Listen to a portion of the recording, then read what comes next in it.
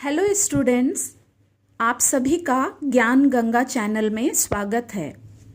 आज हम क्लास 12 के हिंदी विषय के थर्ड सेमेस्टर का काव्य खंड से जो पहला चैप्टर है उसे पढ़ेंगे। पाठ का नाम है कबीर की साखी।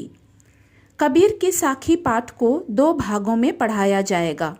पहले भाग में कबीर दास की जीवनी और कबीर की साखी से 5 दोहों को पढ़ेंगे तथा दूसरे भाग में अंतिम के 6 दोहों को पढ़ेंगे। चलिए शुरू करते हैं। कवि परिचय। कबीर दास जी हिंदी साहित्य का इतिहास के भक्ति काल की ज्ञान मार्गी निर्गुण धारा के प्रतिनिधि कवि माने जाते हैं। उनके जन्म के विषय में विद्वानों में मतभेद हैं। कुछ लोग मानते हैं कि उनका जन्म संवत 1455 में काशी में हुआ था। आगे बढ़ने से पहले मैं आपको सन और संवत में अंतर बता देती हूँ। सन और संवत में 57 साल यानी कि 57 ईयर्स का अंतर होता है। संवत अर्थात विक्रम संवत और सन अर्थात ईस्वी संवत से 57 वर्ष आगे। जैसे उदाहरण के लिए कबीर का जन्म सन 1398 भी कह सकते हैं और संवत में बदलना हो तो 1398 में 57 वर्ष जोड़ने पर 1455 आएगा। आपकी पाठ्य पुस्तक में भी कबीर का जीवन परिचय दिया गया है। आइए उसे भी हम पढ़ लेते हैं। कबीर का जन्म कब हुआ यह ठीक ठीक ज्ञात नहीं है, परंतु ऐसा माना जाता है कि उनका जन्म 14वीं से 15वीं शताब्दी में काशी वर्तमान वाराणसी में हुआ था। कबीर के जीवन से संबंधित कई किंवदंतियां प्रचलित हैं कि उनका जन्म एक विधवा ब्राह्मणी के गर्भ से हुआ था, जिसको उस ब्राह्मणी ने जन्म के उपरांत ही लहरतारा झील में बहा दिया था। नीरू एवं नीमा नामक एक जुलाहा दंपति को वे झील किनारे मिले। उन्होंने ही उनका पालन पोषण किया। कबीर के गुरु का नाम संत स्वामी रामानंद था।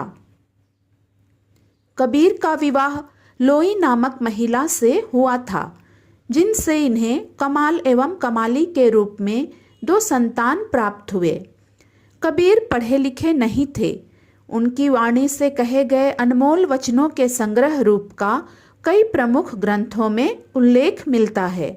उनकी रचनाएं हैं साखी, सबद और रमैनी, जिनका संकलन उनके शिष्य धर्मदास ने बीजक रूप में किया। रमैनी चौपाइयों में, साखी दोहों में और सबद पदों में रचे गए हैं। कबीर का प्रादुर्भाव ऐसे समय में हुआ जब समाज अनेक बुराइयों से ग्रस्त था। छुआछूत, अंधविश्वास, रूढ़िवादिता, मिथ्याचार और पाखंड का बोलबाला था। धार्मिक पाखंड अपनी चरम सीमा पर था। उस समय किसी ऐसे महात्मा या समाज सुधारक की आवश्यकता थी जो समाज में व्याप्त बुराइयों पर निर्भीकता से प्रहार कर सके, और कबीर दास जी अपनी रचनाओं द्वारा इस आवश्यकता की पूर्ति करते थे। संत कबीर की भाषा बहुत ही सरल थी। वे हमेशा ऐसे शब्द इस्तेमाल करते थे जो आम लोगों के समझ में आ जाए और लोग उन पर अमल कर सकें। उनकी रचनाओं में अवधी, ब्रज, खड़ी बोली, राजस्थानी, पंजाबी, संस्कृत, अरबी, फारसी आदि कई भाषाओं का मिश्रण है। यही कारण है कि उनकी भाषा को पंचमेल खिचड़ी या सधुक्कड़ी के नाम से भी जाना जाता है। संत कबीर ने संवत 1551 में मगहर में जाकर अपने प्राण त्यागे और यहीं पर उनका मकबरा बनाया गया। तो यह कबीर की जीवनी थी। इससे भी कुछ प्रश्न रहते हैं, MCQ अथवा लघुत्तरीय प्रश्न इनकी जीवनी से भी दिया जाएगा। चलिए हम कबीर की साखी पढ़ना शुरू करते हैं। की भाषा सधुक्कड़ी है और छंद दोहा है। पहली साखी इस प्रकार है। माटी का एक नाग बना के पूजे लोग लुगाया, जिंदा नाग जब घर में निकले ले लाठी धमकाया। इसके कठिन शब्द है माटी। माटी का अर्थ है मिट्टी, लुगाया का अर्थ है लोग। प्रसंग। प्रस्तुत साखी के माध्यम से कबीरदास जी ने झूठी पूजा, दिखावा और आडंबर पर व्यंग किया है। व्याख्या। कबीरदास जी कहते हैं कि लोग मूर्खतावश मिट्टी का नाग बनाकर उसकी पूजा करते हैं और जब असली नाग घर में आता है तो उसे देखकर डर जाते हैं, उसे मारने के लिए लाठी उठा लेते हैं। यदि नाग पर सच्ची श्रद्धा रखते हैं तो वे उसे हानि नहीं पहुंचा सकते हैं। तात्पर्य यह है कि सभी लोग दिखावे के लिए नहीं बल्कि सच्चाई को पहचानकर सच्ची पूजा करें और दिखावा न करें। दूसरी साखी है। माटी कहे कुमार से तू क्या रौंदे मोहे, एक दिन ऐसा आएगा मैं रौंदूंगी तोहे। कठिन शब्द।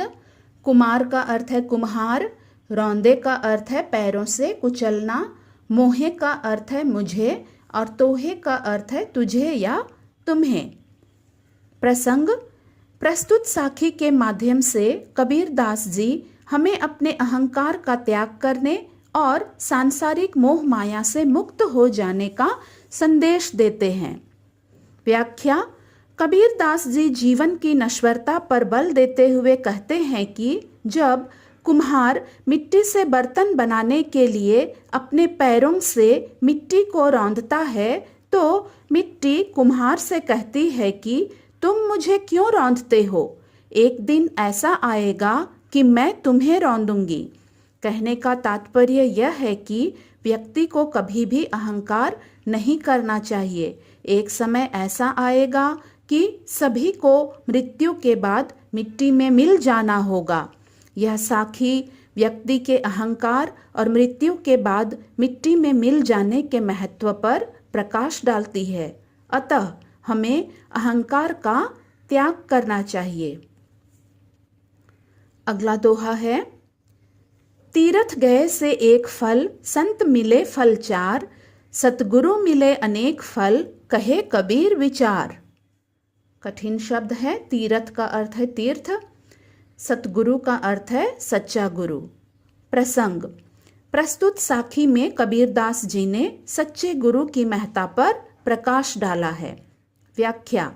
इस दोहे में कबीरदास जी ने कहा है कि जब व्यक्ति तीर्थ यात्रा करता है तब उसे एक फल या पुण्य मिलता है, लेकिन सच्चे गुरु के मिल जाने से उसे 4 गुना अधिक फल मिलता है।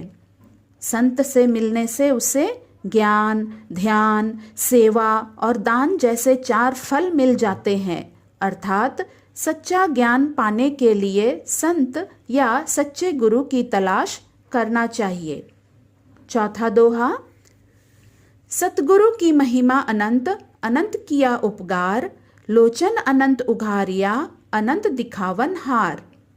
कठिन शब्द है। अनंत का अर्थ है अपरिमित, उपकार का अर्थ है उपकार या भलाई, लोचन का अर्थ है आँख या दृष्टि, उघारिया का अर्थ है खोल दिया। प्रसंग। प्रस्तुत साखी में कबीरदास जी ने बताया है कि सच्चे गुरु की महिमा अनंत है। व्याख्या।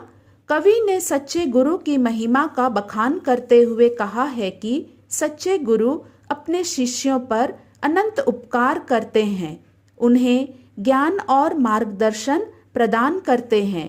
वे अपने शिष्यों की समझ को खोलते हैं, उन्हें सत्य दिखाते हैं। वे उनकी आँखों को खोलकर ज्ञान का प्रकाश डालते हैं और अनंत ज्ञान तथा शक्ति से भर देते हैं। ऐसा करके वे अपने शिष्यों का अनंत उपकार करते हैं। पांचवा दोहा। सतगुरु सवा ना कोई सगा, सोधी सई ना दाती, हरि जी सवा ना कोई हितु, हरिजन सई ना जाती। कठिन शब्द हैं।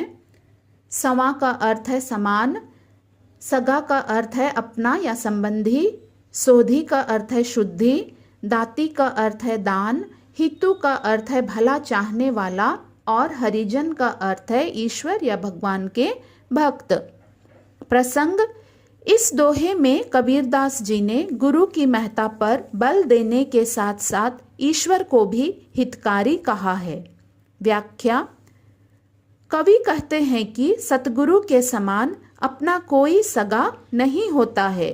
ईश्वर की खोज करने वाले सतगुरु के समान कोई दाता नहीं हो सकता है, क्योंकि वह अपना समस्त ज्ञान अपने शिष्य को दे देता है और ईश्वर के समान कोई हितकारी नहीं हो सकता है तथा ईश्वर के भक्तों के समान कोई जाति नहीं है। उनकी जाति श्रेष्ठ है। तात्पर्य यह है कि सद्गुरु ही हमारा निकट संबंधी होता है और ईश्वर ही कल्याणकारी हैं तथा उनकी भक्ति करने वाला किसी भी जाति का क्यों ना हो, वह श्रेष्ठ है। तो इस प्रकार आज हमने कबीर की जीवनी और 5 दोहों को पढ़ा है। नेक्स्ट वीडियो में अगले 6 दोहों को पढ़ाया जाएगा। धन्यवाद।